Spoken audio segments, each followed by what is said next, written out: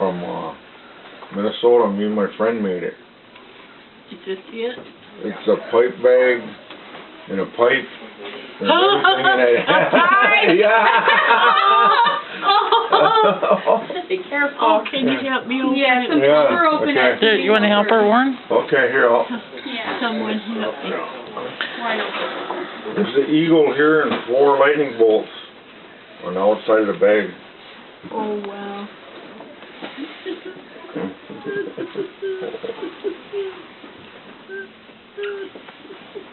I'm tying the bag now.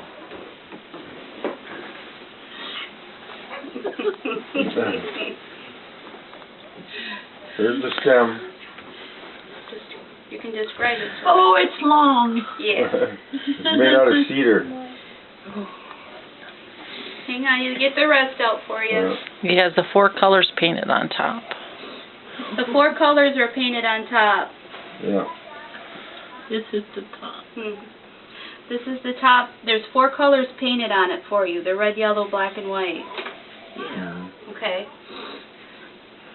And here's the cleaning sticks that go with it. They're made out of black ash. They're traditional. Oh, wow. That's your cleaning stick in a leather pouch. Oh, wow. Oh, thank you. Here. Yeah. We'll put this on this. Lay it down here so that you can see the bowl when it comes out. This here's what you put your ashes in when you clean your bowl. Did you make this too? Yeah, that's made out of hardwood. He carved everything. I've been dreaming to get me a pipe, and I had a shell that's made like a bowl, and I was going to use it. Oh. But see, now I won't have No, you're going to have regular pipestone. That shell breaks. Okay. Then they told me that it was, I can actually light this and smoke it. yeah, they said that your tribe has traditional round pipes for women. Oh, wow. This is in the Cherokee style.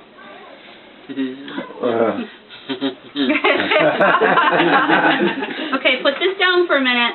Here, I'll hold. Here's the bowl. The stem fits into that. Oh, yeah. There's 4 lightning bolts on it. Etched in it. When they carved it. You can feel it with your fingers, etching. I am. Cool. Cool. Oh, my friend Josh Sutter helped me make it. Oh, little John? Yeah, he ain't little anymore. I was surprised. I was teaching him how to do stuff, and he just took to it. Yeah. Yeah, he started making it. They saw it. They had a vision of it. Yeah. Oh, that's what he needed. He needed somebody to Teach him. put some time into him. Yeah. Okay. Here, I'll put the bowl on there. Let you hold it. And Kevin's going to bless it so you can use it. So he's over there with his stuff set up. Okay. To have a little ceremony for you. Okay. Okay. Mama. The stone's on the end.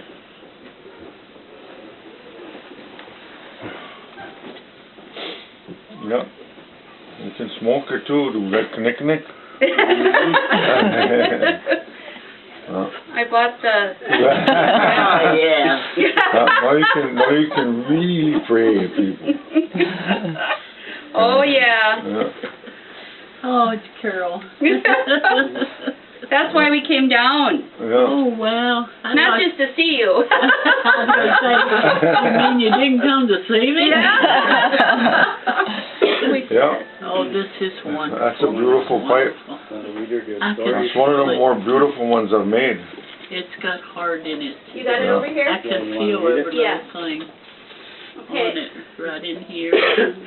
I'm going to read you the story about how the pipe came to the Cherokee people real quick. Is that okay? Oh, yeah, and then can I keep that? That's yours. Okay. Okay. Okay, ready? Many stories have been told about the sacred pipe. The whites refer to it as the peace pipe, but persons of Indian descent know it is a sacred item, having a special place in Indian cultures. The pipe, in one form or another, has come to most cultures around the world. Every society has used the pipe in one way or another. Our Lakota brothers tell the story of the white buffalo woman and how she first brought the pipe to the red man.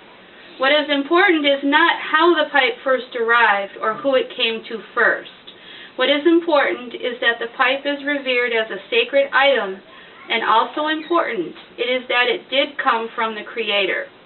What is most important is that the pipe was brought to all men of this world, for we all must share this world.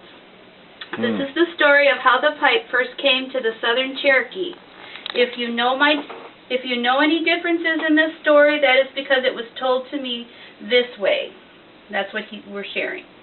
Long ago, but not long after the world was new, a tribe of red-skinned people came to live on the lands which are around the Blue Smoke Mountains. At this time, the animals of the world still talked to men and taught them how to live on and care for the land. These people were called Ani-Yunwia, or the One True People. In this tribe lived a brave warrior woman. She was called Arrow Woman. And I think it's kind of interesting how that reminds me, it looks like an arrow. I was wondering why I chose that design. Yeah, okay. Arrow Woman was taught to use the bow, the spear, and the knife. Even though it was a man's job to hunt and fight, Arrow Woman could shoot straighter with the bow than any man. She could throw the knife so as it split a branch no bigger than your thumb, and she could throw the spear into Eye of Hawk in flight. Because of all this, no man would tell her to be like a woman. One day, while on a hunt, Arrow Woman came upon the tracks of Yonah the bear. She saw blood on the ground and knew him to be wounded, so she followed his tracks. High into the mountains she followed. Soon she came to a place that she did not know. It was in this place, a place known only to the animals, that she finally saw Yonah the bear. He had a deep cut in his side, and she saw him bowing down in prayer. She saw him bowing toward a large field of tall grass and speaking words that she had not heard before. Suddenly the grass shimmered and became a lake. Arrow Woman saw Yonah dive into the water. After a time he emerged from the water. His side was completely healed. Yonah then saw Arrow Woman and walked to her. Yonah told her, "This is the sacred lake of the animals. It is called Entagai, and its location is known only to the animals. It is where we come for healing and strength. You are the first man creature to see the sacred lake. You must never tell your kind of its location, for it is the home of the great Octina." Okay. With these words, Yonah the bear turned and walked into the woods and disappeared. Arrow Woman was tired after following Yonah all day, so she decided to rest a while by this lake. She built a small fire and sat down to eat a meal that she had brought with her. She took a drink of the water from the lake and felt instantly refreshed. She was amazed. She felt strong as Yansi the buffalo. She felt as if she ran faster than Koga the raven could fly. The woods were quiet. Yonoli the wind was sleeping. Nagda the sun was shining bright but was not hot. The surface of the lake was completely calm. Arrow Woman began to get sleepy. It was at this time that she saw Octina. She had been told of him when she was a child, but no one in her tribe ever claimed to have seen him. And you'll have to let me read past so you know what we're talking about. Because there's a serpent here. High above the water, he raised his great serpent's head. The jewel in his forehead glistening, he began to move toward her. Arrow Woman grabbed up her spear and stood up to face the great creature coming to her. Standing proud, showing no fear, the way any warrior should, she raised her spear and prepared to strike the huge beast. Octina stopped a short distance from her. He smiled. His mouth was larger than a man, was tall, and full of teeth longer than a man's forearm. He spoke to the brave woman on the bank of his lake, and to her he said, "Put down your weapon, for I mean you no harm. I come only to teach." Arrow Woman laid down her spear and began to relax, however knowing Octina spoke truly. Octina told her to sit and to listen. Octina dipped his head below the surface and came back up a moment later. In his mouth he had a strange crooked stick with a leather pouch. These things he laid on the ground in front of the arrow woman. Then the great of Tina began to teach. He said, "This that I have laid before you is the sacred pipe of the Creator." He then told her to pick up the pipe. The bowl is of the same red clay the Creator used to make your kind. The red clay is womankind, and it is from the earth.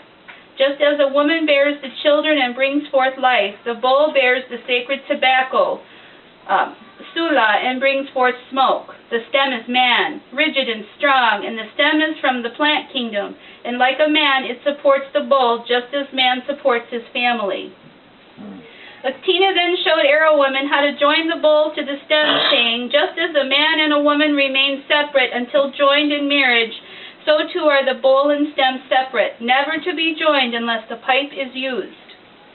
Tina then showed her how to place the sacred sula into the pipe, and with an ember from the fire lit the sula so it burned slightly. He told her this: "The smoke is the breath of the Creator. When you draw the smoke into your body, you will be cleansed and made whole. When the smoke leaves your mouth, it will rise to the Creator. Your prayers, your dreams, your hopes and desires will be taken to Him in the smoke. Also, the truth in your soul will be shown to Him when you smoke the pipe. If you are not true, do not smoke the pipe. If your spirit is bad and you see to deceive, do not smoke the pipe."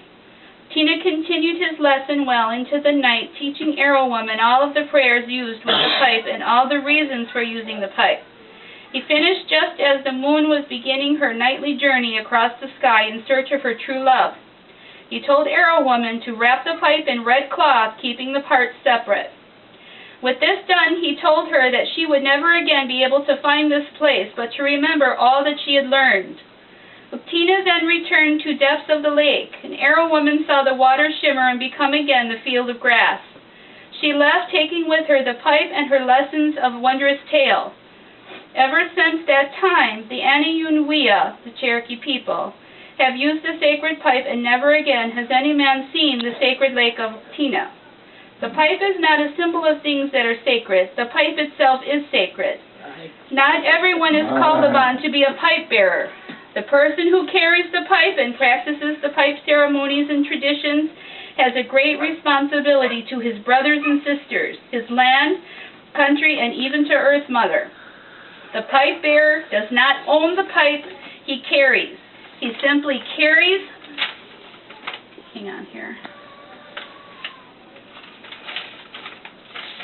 simply carries the pipe until the time comes for him to pass.